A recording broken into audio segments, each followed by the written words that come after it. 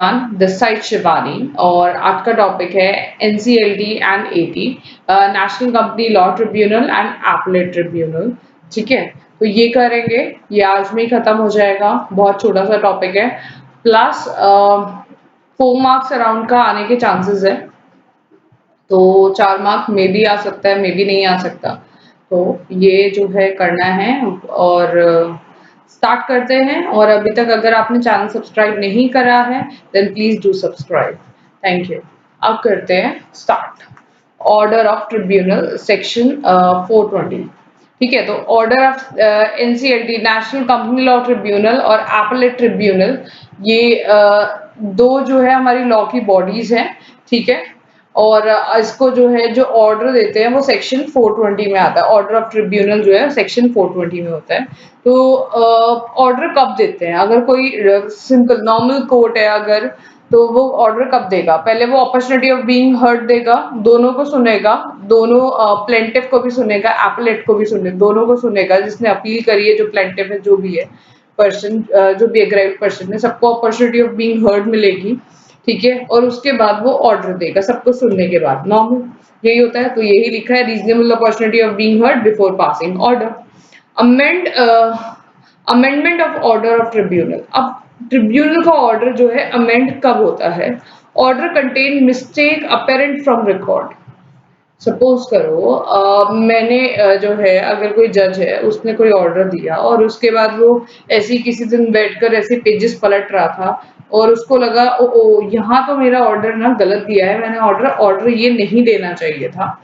ठीक है, तो अमेंड मतलब चेंज। चेंज वो ऑर्डर कब करेगा? वो ऑर्डर अमेंड करेगा या तो स्यो मोटो खुद ही, कि अगर ऑन द रिकॉर्ड एकदम एकदम देखते ही अपरेंट ये पता लग रहा है कि आपने जो है ऑर्डर गलत दे दिया है। और when mistake bout to the notice of the parties. और जब जो है पार्टीज जो है ये कहती है कि नहीं नहीं ये ऑर्डर गलत है, और मतलब क्योंकि दोनों साइड के लॉयर्स होते हैं तो उन्हें पता है कि एज पर लॉ क्या होगा, तो ये आप वो लोग जो है उनकी तरफ से अपील करें। ठीक है ना? Such order pass at any time जो है 2 इयर्स, 2 साल का टाइम होता है, या तो सेव ऑर्डर कर दे या फिर जो है मिस्टेक जो है नोटिस में लेकर आ जाए। If appeal filed against the order, then no rectification. Suppose lower court ने, डिस्ट्रिक्ट कोर्ट ने जो है कोई भी अपील पास करी है, कोई भी ऑर्डर दे दिया है। ठीक है, अब वो हाई कोर्ट पे जाएगा बंदा, और उसने हाई कोर्ट में अपील फाइल कर दी है उसके ऑर्डर के अगेंस्ट कि ये जो ऑर्डर है यहाँ गलत फाइल हुआ है, और वो हाई कोर्ट चला गया। नाउ अगर वो हाई कोर्ट चला गया, दूसरे कोर्ट में चला गया, तो जब हमने और एक्ट में भी पढ़ा है ना कि या तो जो जब हाई कोर्ट में या किसी और कोर्ट में जो हायर कोर्ट में जाते हैं, तब क्या होता है, 3 ऑप्शंस होते हैं। या तो वो सेट असाइड कर देगा ऑर्डर, ठीक है, एक ऑर्डर को एक साइड कर देगा, या उसमें मॉडिफाई कर देगा, या फिर जो है कहेगा नहीं ये ऑर्डर ठीक है। यही 3 चीजें हो सकती हैं। तो वही है कि अगर उसने फर्दर अपील कर दी तो वो आगे हायर कोर्ट वाला जज देखेगा कि क्या करना है। ठीक है ना? Send copy of order to all the parties concern. और ऑर्डर की कॉपी जितनी भी पार्टीज कंसर्न होंगी वो सबके पास जाएगी, जो कोर्ट का ऑर्डर होगा। ठीक है ना? Appeal from orders two of tribunal. तो सेक्शन 421 में क्या लिखा है कि अपील करना of from order of tribunal. तो एग्राइव्ड पर्सन जो है वो अपील कर सकता है टू एपलेट ट्रिब्यूनल। अगर एनसीएलटी ने या किसी भी ट्रिब्यूनल ने कुछ गलत जो है ऑर्डर पास कर दिया, तो वो आगे अपील कहाँ करेगा? एपलेट ट्रिब्यूनल में, विद इन 45 डेज। 45 डेज, और एक्सटेंशन जो है 45 डेज की दे रखी है, बता रखी है। अगर किसी ने पहले मेरे साथ, क्योंकि मैंने पीएमएलए में भी और फेमा में भी दोनों में वीडियो बना रखे हैं, तो उसके अंदर क्या होता था, 45 डेज प्लस एक्सटेंशन होती थी, और एक्सटेंशन का टाइम स्पेसिफाई नहीं कर रखा था। यहाँ पे एक्सटेंशन का टाइम भी स्पेसिफाई कर रखा है 45 डेज, और वो भी क्या, सफिशिएंट अगर कॉज दे देते। तो 45 days within copy of order plus fees. Fees दी जाएगी अगर जो है हायर अपील करनी है। ठीक है ना? और 45 डेज कब से काउंट होंगे? जब हमें कॉपी ऑफ ऑर्डर रिसीव होगी। यहाँ पे बोला गया ना कि send copy of order to all the parties. तो जब वो रिसीव होगी ना कॉपी ऑफ ऑर्डर, वहां से 45 डेज काउंट होंगे। एपलेट ट्रिब्यूनल में, एपलेट ट्रिब्यूनल क्या कर सकता है? कंफर्म ऑर्डर की ऑर्डर एकदम ठीक था, मॉडिफाई द ऑर्डर या सेट असाइड द ऑर्डर, तीन ही चीज कर सकता है। ये मैं ऑलरेडी बता चुकी हूँ। Now section 422 expeditious disposal by tribunal and appellate tribunal. तो ट्रिब्यूनल और एपलेट ट्रिब्यूनल जो है स्पीडी और एफिशिएंट जो डिस्पोजल है वो फटाफट करते हैं। तो time limit for disposal of application और अपील, अगर कोई एप्लीकेशन दी है मतलब फ्रेश किसी ने केस डाला है या फिर अपील करी है ट्रिब्यूनल के अगेंस्ट जो है एपलेट ट्रिब्यूनल में गए हैं, then within 3 months present before tribunal और फाइल अपील बिफोर एटी। तो जो एटी और ट्रिब्यूनल है ना, इनके पास 3 months का टाइम होता है सारा केस को सुनना भी है, सब कुछ करना है, विद इन 3 months के अंदर केस खत्म करना है, ऑर्डर दे देना है। अगर इन केस डिले होता है तो रीजंस जो है वो राइटिंग में रिकॉर्ड होंगे, shall wind up and not exceeding 90 days, और उसको 90 डेज का एक एक्सटेंडेड टाइम ट्रिब्यूनल को मिल जाता है। तो 3 months प्लस 90 डेज, तो 3 months प्लस 3 months नहीं करना है, 3 months प्लस 90 डेज, लॉ में यही लिखा हुआ है, ठीक है। तो उसका हमें एक्सटेंशन मिल जाता है with reasons in a writing कि डिले क्यों हुआ। सेक्शन 423 के appeal to supreme court. Now अब सुप्रीम कोर्ट के पास क्यों गए, तो within 60 days of receive of order of appellate tribunal, अब पहले ट्रिब्यूनल पे फिर एपलेट ट्रिब्यूनल पे, नाउ सुप्रीम कोर्ट, तो एपलेट ट्रिब्यूनल पे गए। Appeal to supreme court in case of question of law. Question of law का क्या मतलब है कि हमें ये लग रहा है कि लॉ में ही कुछ गलत है। अगर इस केस के हिसाब से जितनी भी पुरानी जजमेंट्स आई हैं या फिर जो है जो भी लॉ में लिखा हुआ है वो ये जो केस है ना, इस केस में इतनी पावर है कि ये जो पुराना लिखा हुआ है ना उसको मॉडिफाई कर दे, ठीक है। कई सारे लैंडमार्क केसेस आते हैं ना, ये वैसा ही है कि जहां क्वेश्चन ऑफ लॉ होता है तो वहां सुप्रीम कोर्ट के पास जाते हैं, तो वहां पे भी 60 डेज में जाना होता है। एपलेट ट्रिब्यूनल की जिस दिन कॉपी रिसीव होती है ऑर्डर की, उसके विद इन 60 डेज में हम सुप्रीम कोर्ट के पास जाएंगे अगर क्वेश्चन ऑफ लॉ होगा तो, प्लस 60 डेज इन गिवन जो है सफिशिएंट कॉज, 60 प्लस 60 डेज होता है। नाउ सेक्शन 424 क्या है, प्रोसीजर बिफोर ट्रिब्यूनल और एपलेट ट्रिब्यूनल। प्रोसीजर क्या फॉलो होता है, तो power to regulate its own procedure क्या है, tribunal and appellate tribunal shall not be bound by procedure laid down in the code of civil procedure 1908। Code of civil procedures के under जो है, जो भी सिविल, दो तरह के प्रोसीजर्स हैं, एक है कोड ऑफ सिविल प्रोसीजर और एक है कोड ऑफ क्रिमिनल प्रोसीजर, जहां पे क्रिमिनल एक्टिविटीज का जो है लिखा जाता है। सिविल प्रोसीजर्स में नॉर्मल जो भी हमारे डिस्प्यूट कंपनी लॉ से रिलेटेड होते हैं वो आते हैं, ठीक है ना। तो ये जो है बाउंड नहीं है कि जो भी लेट डाउन प्रोसीजर, तो कोड ऑफ सिविल प्रोसीजर में एक प्रोसीजर बता रखा है, कोई स्टेप्स बता रखे हैं, पहले ये होगा फिर ये होगा फिर ये होगा फिर ये होगा। तो ट्रिब्यूनल और एपलेट ट्रिब्यूनल बाउंड नहीं है कि वो ऐसे ही करें जैसे स्टेप्स वहां पे बता रखे हैं। Plus shall be guided by the principle of natural justice, और ये जो भी इनके ऑर्डर्स होंगे वो नेचुरल जस्टिस के हिसाब से होंगे कि नेचुरली अगर देखा जाए कि ये चीज कहाँ सही बैठ रही है, ठीक है ना, तो वो नेचुरल जस्टिस के हिसाब से करेंगे। कोड ऑफ सिविल प्रोसीजर में जो स्टेप्स लिखे हैं उनके हिसाब से बिल्कुल नहीं करेंगे, मतलब बाउंड नहीं है, कर भी सकते हैं, ठीक है ना। Power to regulate own procedures, अपने अलग प्रोसीजर्स भी लगा सकते हैं, subject to provision of this act and the IBC 2016। IBC में और इस एक्ट के प्रोविजंस में क्या क्या लिखा हुआ है ना, with respect with subject to, वो अपने भी प्रोसीजर्स लगा सकते हैं और बाउंड नहीं है कोड ऑफ सिविल प्रोसीजर्स के प्रोसीजर्स जो लेट डाउन कर रखे हैं। Now power of tribunal and appellate tribunal, power क्या क्या है, ट्रिब्यूनल एंड एपलेट ट्रिब्यूनल की सेम पावर है जो कि हमें सिविल कोर्ट को दे रखे हैं। जो भी सिविल कोर्ट के जो नॉर्मल सिविल के जो मैटर होते हैं वो सेम पावर ट्रिब्यूनल और एपलेट ट्रिब्यूनल को दे रखे हैं। सच एज लाइक कि अगर हम कंपनी, तो सपोज अगर हम सिविल कोर्ट के बारे में बात करें, मतलब अगर हमारे कंपनी लॉ के मैटर है तो वो जो प्राइमरी है, जैसे नॉर्मल क्या होता है, अगर कुछ भी डिस्प्यूट होता है किसी में भी, कंपनी लॉ को भूल जाओ, तो हम पहले डिस्ट्रिक्ट कोर्ट में या मजिस्ट्रेट के आगे जाते हैं, ठीक है। मजिस्ट्रेट के बाद जो है वो हमें डिस्ट्रिक्ट कोर्ट में रेफर करते हैं, सेशन जज के आगे, then high court and then supreme court, ऐसे करके प्रोसीजर चलता है, ठीक है। लेकिन जो ट्रिब्यूनल और एपलेट ट्रिब्यूनल इज लाइक कि कंपनी की जो फर्स्ट स्टेप्स है ना, जहाँ पे वो सबसे पहले जाते हैं, तो ये है। और इनके पास जो सिविल कोर्ट के पास पावर है, सेम पावर है, such as summoning and enforcing the attendance of any person and examining him on oath. ठीक है, एग्जामिनिंग हिम ऑन ओथ क्या है और समनिंग का क्या मतलब है? समन भेजना मतलब लाइक एक सेंडिंग, एक नोटिस भेजना, एक कॉल भेजना कि तुम्हारी जो है ना डेट इस दिन है और तुम कोर्ट में आ जाना। ठीक है, और ओथ का क्या मतलब है? मैं जो कहूंगा, सच के सिवा कुछ नहीं कहूंगा। तो examining him on oath and summoning and enforcing the attendance of any person, कि आज के दिन तुम्हें प्रेजेंट रहना है क्योंकि कोर्ट की जो है, कोर्ट में जो है तुम्हारा केस हो रहा है। Now requiring discovery and production of document.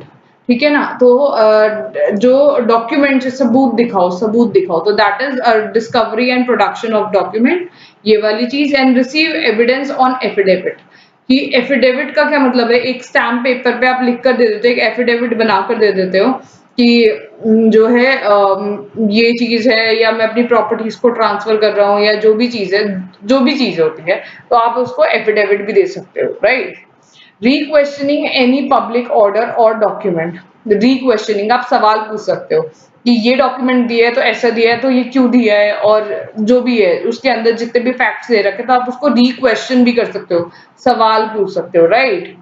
Issuing commission for the examination of witness और डॉक्यूमेंट्स, तो अगर जो है आप इसको एग्जामिन भी कर सकते हो सकता है ना कि फोर्स डॉक्यूमेंट कोर्ट में प्रोड्यूस कर दिए हो, तो ये जो है कमीशन ऑफ एग्जामिनेशन भी कर सकते हो विटनेस और डॉक्यूमेंट्स का।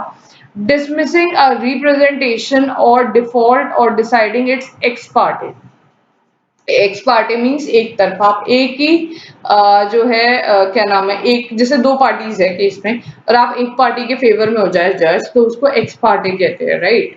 तो डिसमिसिंग अ रिप्रेजेंटेशन, अगर आप जो भी रिप्रेजेंटेशन उसके सामने आई है और वो इंटरेस्टेड पार्टी है, मतलब जज उसका वो रिश्तेदार और समथिंग है, तो डिसमिस हो जाएगी।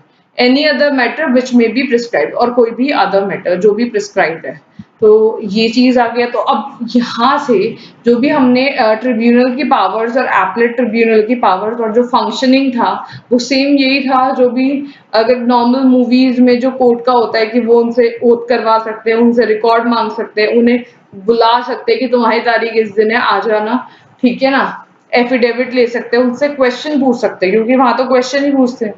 Commission of examination of witness, witness का क्या मतलब है कि उसको एग्जामिन कर सकते हैं कि ये पता कर कर आओ। अगर इंटरेस्टेड पार्टी है तो डिसमिस कर देंगे, और any other matter which may be prescribed. Now enforcement of order of tribunal and appellate tribunal. ठीक है ना, enforce in same manner that decree made by court, but decree means order made by court। तो ये जो है लगेगा कैसे? Suppose करो मैंने जो है कोई भी जज है उसने ऑर्डर दे दिया कि आपको इतना फाइन देना होगा कोर्ट को। ठीक है, ट्रिब्यूनल और एपलेट ट्रिब्यूनल ने कोई भी फाइन इम्पोज कर दिया, ठीक है ना, तो वो उसका इन्फोर्समेंट कैसे होगा? मतलब वो ऐसे होगा जैसे सेम कोर्ट ने ऑर्डर दिया है कि आपको इतना फाइन जमा करना है, राइट। तो enforcement in same manner decree made by court, lawful for the execution for tribunal and appellate tribunal to send it to the court in local jurisdiction। अब क्या है, जब वो कोर्ट को लोकल जुरिडिक्शन में, मतलब सेम है, उन्होंने एक फाइन इम्पोज कर दिया, ठीक है ना, अब उसने उसका एग्जीक्यूट कराने के लिए सपोज करो एक फाइन कोई भी इम्पोज हुआ और उसको बोला कि आपको विद इन 180 डेज या फिर विद इन 1 मंथ जो है आपको ये फाइन डिपॉजिट कराना है। पर्सन ने नहीं कराया, एग्जीक्यूट नहीं हुआ, उसने कहा ठीक है तुम छोटे से हो, एपलेट ट्रिब्यूनल और ट्रिब्यूनल, तुम क्या कर लोगे? तो हम क्या करते हैं, जो भी एपलेट ट्रिब्यूनल और ट्रिब्यूनल वाले पर्सन है वो कोर्ट को आगे रेफर कर देते हैं कि अब आप जो है ना, कोर्ट जो है कि अब ये हमने ये फाइन इतना एग्जीक्यूट करा था, टाइम लैप्स हो गया देने के लिए, अब आप जो है इनसे पैसा ले लो। सेम मैं आपको दोबारा बैक में लेकर जाऊंगी। फेमा और पीएमएलए के अंदर यही था कि अगर एग्जीक्यूट नहीं हुआ, मतलब जितना टाइम दिया था उतने टाइम में पेनल्टी नहीं दी, तो कंपाउंडिंग ऑफ ऑफेंस होता था। ठीक है, तो सेम एग्जीक्यूशन जो है वो एग्जीक्यूशन के लिए लोकल ज्यूरिडिक्शन कोर्ट में भेज सकते हैं।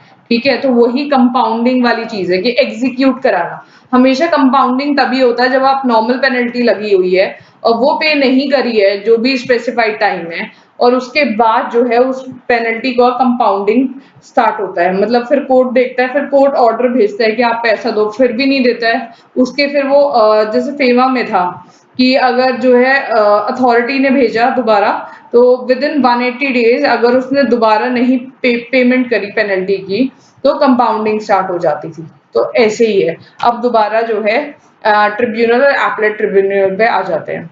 तो company where registered office of a company situated, तो कंपनी का जो है और पर्सन क्या है, वॉलंटरी रिजाइड। अब ये लोकल ज्यूरिडिक्शन का क्या मतलब है, लोकल ज्यूरिडिक्शन डिफाइन कर रखे हैं। अगर कंपनी है तो जहां पे भी कंपनी का रजिस्टर्ड ऑफिस सिचुएटेड होगा वहां, उसको लोकल ज्यूरिडिक्शन कहते हैं। या अगर कोई पर्सन है तो जहां पे वो रहता है या कोई अपना बिजनेस करता है, उसको हम लोकल ज्यूरिडिक्शन कहेंगे। नाउ सेक्शन 425 क्या है, power to punish for contempt. ठीक है, अगर कोई कॉन्ट्रवेंशन हुई है तो पनिशमेंट क्या है। ट्रिब्यूनल और appellate tribunal same jurisdiction, power और अथॉरिटी। ठीक है, अब वो हाई कोर्ट को जाएगा। Power under the provision to contemplation of court under act 1971, और प्लस जो है जो पावर क्या होंगी वो कंटेम्पलेशन ऑफ कोर्ट जो है एक्ट 1971 के अंदर होगी। मतलब जो ट्रिब्यूनल और एटी जो है जो ज्यूरिडिक्शन और सेम पावर जो है as a high court use करेंगे अगर कंटेम्पलेशन हुआ है तो। Now delegation of power, power को डेलीगेट करना, बांटना, किसको बांटेंगे, पावर ऑफ बाय जनरल और स्पेशल ऑर्डर। तो डेलीगेट पावर किससे करेंगे, या तो कोई जनरल ऑर्डर या कोई स्पेशल ऑर्डर दे देगा ऑफिसर, एम्प्लॉय और एनी अदर पर्सन। तो कोई भी ऑफिसर, एम्प्लॉय और किसी भी और अदर पर्सन को पावर डेलीगेट कर देंगे, सबऑर्डिनेट्स को। Inquire into the matter and connect with the proceedings, connect जो भी प्रोसीडिंग से रिलेटेड मैटर है उसको इंक्वायरी करना। नाउ सेक्शन 428 में क्या है, protection of action taken in good faith. अगर कोई एक्शन जो है गुड फेथ में लिया था, ठीक है, तो उसके लिए प्रोटेक्शन क्या होगा ना, ये देखो, नो सू, कोई भी केस, प्रोसिक्यूशन और अदर लीगल प्रोसीडिंग अगेंस्ट। ठीक है, अब कोई भी जो है other legal proceeding against tribunal के लिए अगेंस्ट नहीं होगा प्रेसिडेंट, मेंबर, ऑफिसर और any other employ authorized by tribunal or appellate tribunal while discharging duty if any loss or damage caused by an act in good faith। Like tribunal और appellate tribunal ने तो सही faith में जो भी सारे documents देखकर और एविडेंसेस देखकर उन्होंने जो ऑर्डर निकाला था वो उनके हिसाब से गुड फेथ में था, और उससे लेकिन जो पर्सन है उसको बहुत ज्यादा लॉस और डैमेजेस हो गए। ठीक है, और बाद में पता लगा यार ये ऑर्डर तो ठीक पास ही नहीं करा गया था। तो आप उस केस में ट्रिब्यूनल और एपलेट ट्रिब्यूनल को जो है क्या नाम है, उनके खिलाफ, उनके अगेंस्ट जो है आप कोई भी सूट या कोई भी लीगल प्रोसीडिंग फाइल नहीं कर सकते। तो यही है कि उनका एक्ट जो है गुड फेथ में था। ठीक है ना, तो अगर गुड फेथ में था तो जो है कोई भी लॉस और डैमेजेस के लिए वो लायबल नहीं होंगे और उसके लिए कोई सूट भी फाइल नहीं होगा उनपे। Power to seek assistance of chief metropolitan magistrate etcetera. ठीक है, तो मजिस्ट्रेट की असिस्टेंस लेने की पूरी पावर है। तो अगर during the course of proceeding जो है आईबीसी की या वाइंडिंग अप की, मतलब कंपनी खत्म हो रही है या बैंकरप्सी में जा रही है, then the court intend to take into a custody, तो कोर्ट चाहता है कि वो उसकी प्रॉपर्टी जो भी है उस पर्सन की, मतलब जो भी उस कंपनी के पास है, ठीक है, books of accounts of company जो है और प्लस, ठीक है ना, वो जब बाइंडिंग अप हो रही है तो वो रख ले, अपने पास रख ले, अपनी कस्टडी में रख ले। Empowered tribunal to make a return request to the chief metropolitan magistrate. अब उसको अपनी कस्टडी में लेने के लिए वो मेट्रोपॉलिटन मजिस्ट्रेट को या चीफ जुडिशियल मजिस्ट्रेट को या फिर district collector within whose jurisdiction property, books of account और अदर डॉक्यूमेंट आते हैं, तो उनको एक रिटर्न रिक्वेस्ट देंगे कि सर हमें जो है इसकी कस्टडी में चाहिए सारा बुक्स ऑफ अकाउंट्स, प्रॉपर्टी और जो भी अदर डॉक्यूमेंट्स है वो, क्योंकि ये कंपनी जो है बाइंडिंग अप के प्रोसेस में है या बैंकरप्सी के प्रोसेस में।